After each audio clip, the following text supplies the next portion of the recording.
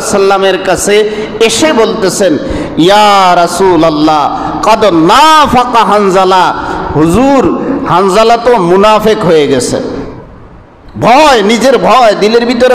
লাসাফাতকুমুল মালাইকাতু, তাহলে এই অবস্থা যদি তোমাদের আমার আলোচনার বাহিরেও থাকতো, লাসাহাফাতকুমুল মালাইকাতু, ফেরেশতারা গিয়ে তোমার সাথে গুনাহ থেকে বাঁচার 8 নম্বর উপায় হচ্ছে নিজের গুনাহ, নিজে যে গুনাহ করেছি, আমি যে গুনাহ করেছি, আমাকে কি আল্লাহ মাফ করছে কিনা এই ভয় থাকা। আমি গুনাহগার, তো রব কি আমাকে মাফ করছে কিনা আমার এই ভয় অন্তরে থাকা। 8 নম্বর গুণাগুণ হচ্ছে গুনাহ থেকে বাঁচার, আমার ভয় থাকা, যেহেতু গুনাহ তো আমি করছি। এই সমস্ত ব্যাপারে অগ্রগামী ছিল হযরতে সাহাবায়ে কেরাম রিদওয়ানুল্লাহি তাআলা আলাইহিম আজমাইন।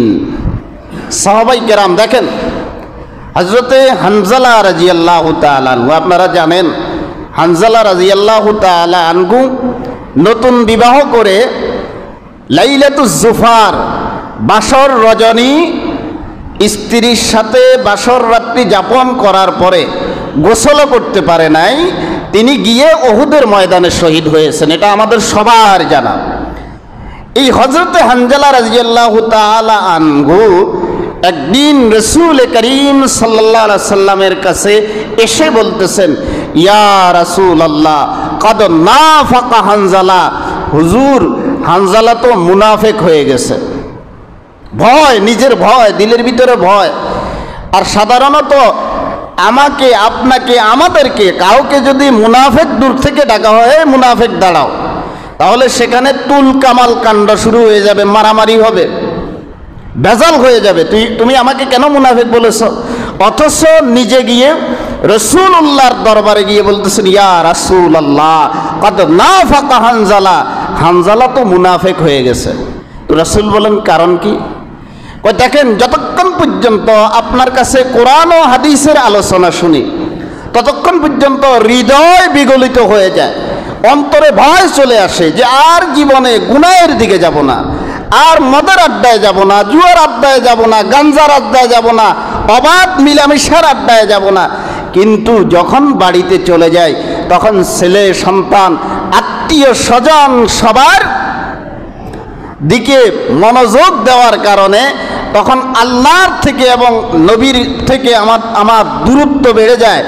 এটাই মনে হয় আমি মুনাফিক হয়ে গেছি। সুবহানাল্লাহ। তো রাসূল করিম সাল্লাল্লাহু আলাইহি সাল্লাম কি বলেন দেখেন, হযরত হানজালাকে ইমামে মুসলিম হাদিস দিয়েছেন, 2750 নম্বর হাদিস ইমামে মুসলিম নিয়েছেন। রাসূলুল্লাহ সাল্লাল্লাহু আলাইহি সাল্লাম বলেন, ক্বালা রাসূলুল্লাহ সাল্লাল্লাহু আলাইহি ওয়াসাল্লাম ইয়া হানজালা, রাসূল করিম সাল্লাল্লাহু আলাইহি সাল্লাম হযরতে হানজালা রাদিয়াল্লাহু তাআলা আনহুকে বললেন, ও হানজালা, চিন্তার কোনো কারণ নাই। আমার কাছে থাকার কারণে আমি যখন কোরআন ও সুন্নাহর আলোচনা করি, তোমার দিলের যে অবস্থা থাকে, এটা যদি বাহিরেও থাকতো, এটা যদি আমার জায়গা থেকে গিয়ে মসজিদের বাহিরেও যদি তোমাদের এই অবস্থায় থাকতো, লাসাহাফাতকুমুল মালাইকা আলা ফুরুশিকুম ওয়া ফি তুরুকিকুম, লাসাফাতকুমুল মালাইকাতু, তাহলে এই অবস্থা যদি তোমাদের আমার আলোচনার বাহিরেও থাকতো, লাসাহাফাতকুমুল মালাইকাতু, ফেরেশতারা গিয়ে তোমার সাথে মুসাফা করত। সুবহানাল্লাহ। এই অবস্থা যদি আলোচনার বাহিরেও যদি তোমাদের পরিবারে অথবা রাস্তাঘাটে এই অবস্থায় সিচুয়েশন দিলের অবস্থা থাকতো, লাসাহাফাতকুমুল মালাইকা, রাসূল বলেন ফেরেশতারা এসে তোমাদের সাথে মুসাফা করত। সুবহানাল্লাহ। তো রাসূল এরপরের অংশে কি বলেন দেখেন, আলা ফুরুশিকুম ওয়া ফি তুরুকিকুম, কয় যে রাস্তায় তো তোমাদের সাথে মুসাফা করতো, ঘরে যদি শুয়ে থাকতা, দিলের অবস্থা যদি এরকম থাকতো, ঘরে গিয়েও ফেরেশতারা তোমাদের সাথে মুসাফা করতো। সুবহানাল্লাহ। ঘরে করতো, রাস্তাঘাটে করতো, সব জায়গায় করতো।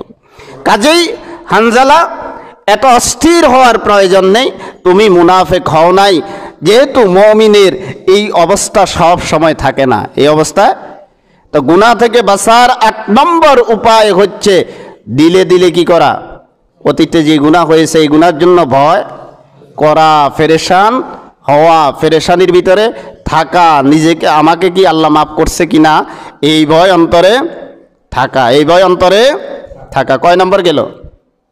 গুনাহ থেকে বাঁচার উপায় কয় নম্বর?